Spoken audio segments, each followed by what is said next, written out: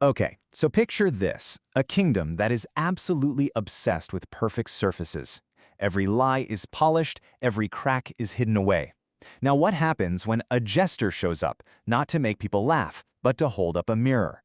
Today, we are diving deep into a really dark, allegorical story about truth, performance, and what happens when a society is forced to look at its own reflection. Our story is going to unfold in 6 acts. We're going to follow the Jester on this, well, it's an inverted journey. It's not a climb up to glory, but a descent down into the hidden truths of a kingdom built on lies. And it all kicks off with one very bold wager. So let's set the scene. We're in a kingdom that is fixated on perfection, and it's ruled by a guy called the Master of Form. Here, every surface is flawless. Every expression of grief is just a public performance, and every raw human hunger is dressed up and called something noble. But into this perfect, sterile world steps a shadow, the Uncanny Jester. And he's not really an enemy. He's more like a necessary reflection. He basically says, hey, your own decay is what brought me here. As the quote says, he is the not-self. The kingdom needs to finally see itself for what it truly is. So let's break this down for a second. This idea of the not-self, it's not just the opposite of something. No, it's the embodiment of every single uncomfortable truth a society tries to bury to maintain its perfect self-image. It's the mirror that shows you everything you've been pretending not to be. So, the Jester throws down a challenge, a wager. He proposes 3 nights of dancing. And this isn't for fun, it's a powerful ritual. He's betting that if he dances, the kingdom's perfect facade is going to crack, proving that its entire throne is built on all the things it refuses to look at. And just like that, the first dance begins. The Jester doesn't hide away in the castle either. He takes his mirror right out into the kingdom's most public spaces, right into the heart of its most sacred ceremonies. And he gets to work immediately, twisting and exposing the kingdom's public performances. He mocks a widow's performative grief to show everyone the relief she's hiding underneath. He points out that an heir's sadness is really just cold math, calculating his inheritance. And in the halls of power, he shows how the Lord's so-called sincerity is really just raw ambition in fancy clothes. Now, watching all of this unfold is a silent witness, a gargoyle, that's been there for 300 years. It has seen centuries of this exact kind of hypocrisy. It knows that these polished lies are literally etched into the stones of the cathedral. This whole public dance builds to a wild climax. A cold, white light, called a blight of revelation, erupts from the stone, and it strips away every single mask, making every hidden thought completely visible. In an instant, all performance becomes impossible. There's just this chilling stillness of being truly, utterly seen. Okay, so the Jester's journey now takes a sharp turn. We move from the chaos of the public square to the quiet of a tiny stone room.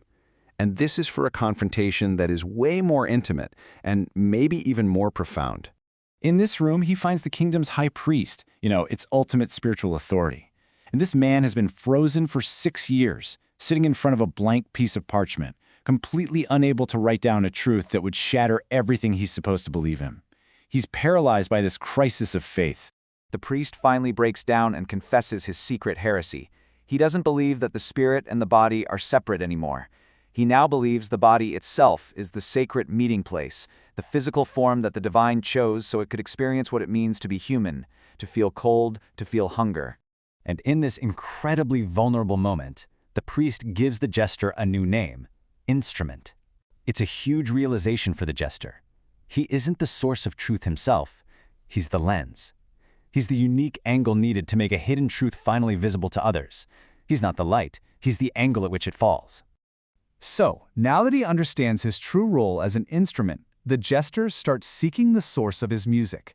He climbs to the very top of the cathedral to confront a truth that exists way beyond human society and all its little judgments. He stands before the great star, this ancient, cosmic presence. And the star speaks with a voice that is beyond our ideas of good and evil.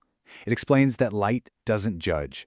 It just shines on everyone and everything, the noble and the ignoble, without making any distinction. And then the star offers this really powerful distinction.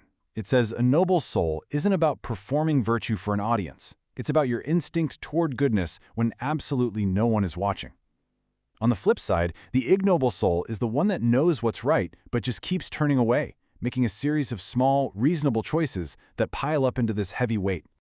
From up there, with that perspective, the Jester finally understands his true purpose. It's not about winning some wager or achieving a grand victory. His real destination is what's called the vigil, to just bear witness, to be the quiet presence that remains long after the shock of the mirror is gone. But, not everyone is a fan of this new understanding. A critic confronts the Jester, calling him a surgeon of the grotesque. And this accusation is what finally pushes the Jester to explain the entire philosophy behind his dance, his mockery, everything. And his response is just incredible. He says the punchline of civilization's big joke is that society has mistaken the claim of being good for the much harder, continuous practice of actually being good. He argues that all the kingdom's fancy ceremonies are just walls they built to keep out the terrifying emptiness. He says the real decay, the real rot, isn't obvious evil. It's a self-satisfied sincerity that has forgotten how to question itself, especially when it's making a profit from the suffering of others. His whole role, as the not self-made flesh, is to force that difficult self-examination. But here's the thing. The story doesn't just end there with that amazing explanation. The wager is over, but the gargoyle, the old witness, reveals that exposing the kingdom's lies, well, that was only the first step of a much deeper and more primal journey downward. The road ahead for the Jester leads away from human society entirely. He now has to face the raw honesty of nature, enter a forest where performance means nothing, and confront spirits of denial and madness in the temples of commerce. His descent continues, down into the very truths that civilization was built to pave over and forget. And so this whole inverted journey leaves us with this one final provocative question. We all live within our own ceremonies and structures, these polished surfaces that are meant to keep chaos out. But this story forces us to ask, what happens when a Jester shows up to point out the cracks in our own walls? And what truths might we find in the descent?